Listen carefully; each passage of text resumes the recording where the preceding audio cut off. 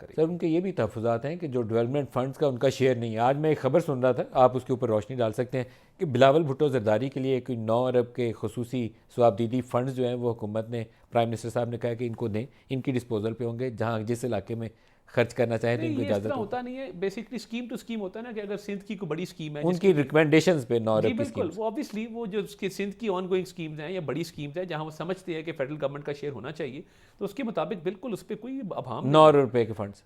वो जो भी उसकी अमाउंट हो, वो जिस तरह कहेंगे वो ऑब्वियसली सर वफाक 9 का अरब बड़ी रकम है, और ये वफाक का बिलावल को स्वाबदीदी फंड है। नहीं, मैं इसके ऊपर थोड़ा सा, क्योंकि हमारे रिपोर्टर ने इस पर डिटेल थोड़ी सबमिट की हुई है, आपसे चाहूँगा रोशनी डालें। आमतौर पर तरीका ही होता है कि आप एक डेवलपमेंट स्कीम रिकमेंड जी कर देते हैं कि ये स्कीम है, ये इस्लामाबाद के इस हल्के के लिए स्कूल बना दें, रोड बना दें। तो उसी तर्ज की स्कीम आपने बिलावल भुट्टो को काफ़ी ज़्यादा, मैं कहता हूँ, पोलिटिकल फेवर की है, बड़े फंड्स उसके ये देखिए, डिस्पोजल पे दे ये दिए। जब बजट बनता है और पीएसडीपी बनती है तो उसमें स्कीमों के हवाले से ये तय होता है कि ऑन गोइंग स्कीम्स को 10 अरब दिया जाएगा, 11 अरब दिया जाएगा, 9 अरब दिया जाएगा, न्यू स्कीम्स को इतना दिया जाएगा। स्कीम्स जो हैं वो उनकी एक स्टेज होती है कि वो अप्रूव होती हैं, PC1 बनते हैं।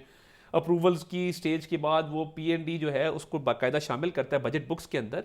तो उसमें मैं समझता हूँ कि बिलावल साहब ने अगर कोई पॉइंट आउट की हैं और वो 9 अरब, ठीक आप कह रहे हैं, ये फिगर अपनी जगह मौजूद होगा, तो उस मुताबिक जो है वो सिंध की कुछ स्कीमों को बिल्कुल फंडिंग दी लेकिन जाएगी। खबर तो यह है कि वो पंजाब में भी कर सकेंगे। ये अब चेक करने वाली उन, बात है कि वो पंजाब में कर उनको सकेंगे कि हक नहीं। हासिल होगा कि पंजाब के किसी हलके में अगर उनका कोई MNA या MPA शिकायत कर रहा है कि उनके हलके में ये चीज़ चाहिए, तो बिलावल साहब के पास ये स्वाबदीदी इख्तियार है, वहाँ पे भी वो रिकमेंड कर सकेंगे।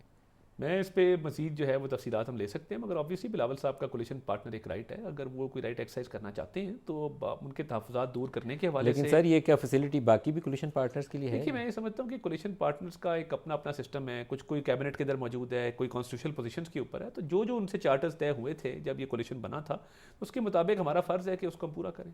तो तारिक साहब, इंगेज तो आप इनको कैबिनेट के लिए भी कर सकते थे, वो काम नहीं किया आपने, लेकिन बाकी सारी सहूलियात मौजूद हैं, अहम पोस्टिंग्स भी मौजूद हैं, इदारों के अंदर भी तकसीम मौजूद है कि यहाँ पीपल्स पार्टी का बंदा आएगा, यहाँ किसका बंदा आएगा, लेकिन कैबिनेट में पीपल्स पार्टी नहीं है। इसकी कोई ख़ास वजह देखिए, है इसकी? पीपल्स पार्टी की ख्वाहिश थी, वो सुपीरियर पॉलिटिक्स करना चाहते थे और वो कैबिनेट में शरीक नहीं होना चाहते थे, और उनका ख्याल था कि बेहतर है कि वो कॉन्स्टिट्यूशनल पोजीशंस ऑक्यूपाई कर लें। चेयरमैन सेनेट है, 2 गवर्नर्स हैं, प्रेसिडेंसी है। तो जो उनकी ख्वाहिश थी उसके मुताबिक उन्होंने बेहतर समझा कि उनका ये गवर्नेंस मॉडल बेहतर है, तो उसके मुताबिक अच्छा, वो उनको तमाम अकोमोडेट। सहूलियात ले रहे हैं, लेकिन वो जो कैबिनेट का एक वजन होता है ना, वो नहीं उठाते, क्योंकि गवर्नमेंट का एक वजन भी तो होता है हम ना आपकी मिनिस्ट्री का। We sing together, we sell together, बात तो वही है। मगर उनकी अगर पॉलिटिक्स को सूट करता है कि वो कैबिनेट में ना बैठे, तो ये उनका अपना फैसला है। जब PMLN की एक अपनी पॉलिटिक्स के ऊपर भी सवाल है जी, परवेज़ खटक साहब की इंक्लूजन, वो एक बड़ा क्वेश्चन मार्क है, नहीं, किस देखिए, बुनियाद पे मैं की ये गई? समझता हूँ कि परवेज़ खटक साहब का एक किरदार रहा है। किस में?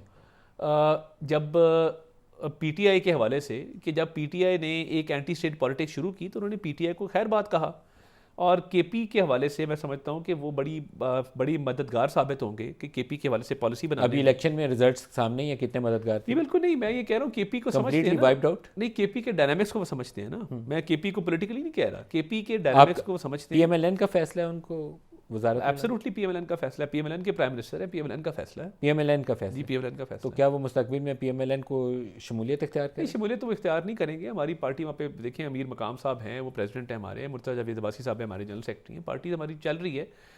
वो एज अ कोलिशन पार्टनर शरीक हुए हैं, और मैं समझता हूँ कि अच्छी इंक्लूजन है। एक बड़े तजर्बेकार सियासतदान है, उनको तजर्बा भी है, he knows KP very well. Sir बड़ी तो इंटरेस्टिंग पॉलिटिक्स है वैसे। 5 साल वो KP में वज़ीर आला रहे PTI के, दूसरी हुकूमत में वो वफाक में वज़ीर रहे, उनकी फैमिली के बहुत सारे लोग जो थे अहम ओहदों पर मौजूद रहे, और उनका ही नुमाइंदा बंदा KP के अंदर चीफ ये मिनिस्टर तो के तौर चलता पर रहता है महमूद खान पॉलिटिक्स में। रहे, मैं जब और अब वो आपके साथ हैं। पॉलिटिक्स में चलता रहता है, मैं जब PTI के बेंचेस को देता था, आधे हमारे बंदे बैठे होते थे। अब मैं उधर देखता हूँ, हमारे टोबा टेक सिंह से आप शुरू हो जाएं तो वो एक हमजा साहब हुआ करते थे, उनके बेटे उसामा साहब वहाँ बैठे होते हैं, रज़ा गिलानी साहब उकाड़े से बैठे होते हैं, चौधरी निसार जट साहब बैठे होते हैं फैसलाबाद से। मैं जब उस तरफ देखता हूँ तो आधे बेंचेस हमारे पुराने लोगों से भरे हुए हैं। तो ये तो चलता है पॉलिटिक्स के अंदर। आपके ख्याल में कैबिनेट एक्सपेंशन से वो जो एक बहुत सारे दाएं बाएं से आवाज़ें उठती थी कि गवर्नमेंट का अभी तक वो इम्पैक्ट नहीं आया, हुकूमत हमने लेके गलत फैसला किया, वो उससे तासुर ज़ाहिल हो जाएगा, बेहतर गवर्नेंस शुरू हो जाएगी?